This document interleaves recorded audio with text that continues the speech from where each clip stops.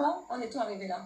Eh bien, d'abord parce que le SMGEAG n'entretient pas son réseau, il fait des réparations uniquement lorsqu'il y a de la casse. La maintenance préventive n'existe pas, tout comme les ateliers de maintenance pour le réseau d'assainissement ou même les magasins avec du stock. C'est en tout cas ce que nous apprend ce rapport. Et la conséquence, vous allez le voir, c'est que sur les 17 grosses stations d'épuration en Guadeloupe, 9 sont déclarées non conformes.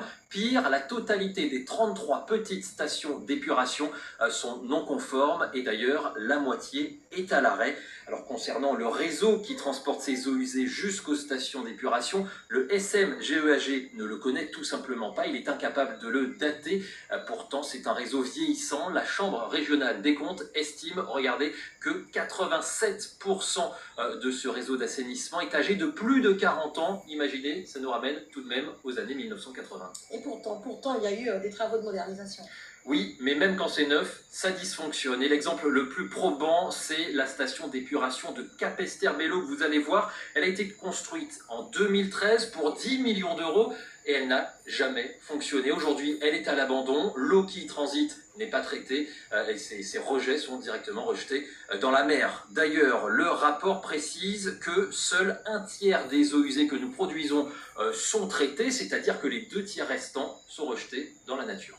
Alors Clément, quelles conséquences ont tous ces dysfonctionnements aujourd'hui? Eh bien, quand les eaux usées finissent dans la mer, il y a 2 conséquences. La première, c'est pour la biodiversité. Les récifs coralliens sont attaqués par des maladies proches du blanchiment des coraux, dont on parle régulièrement.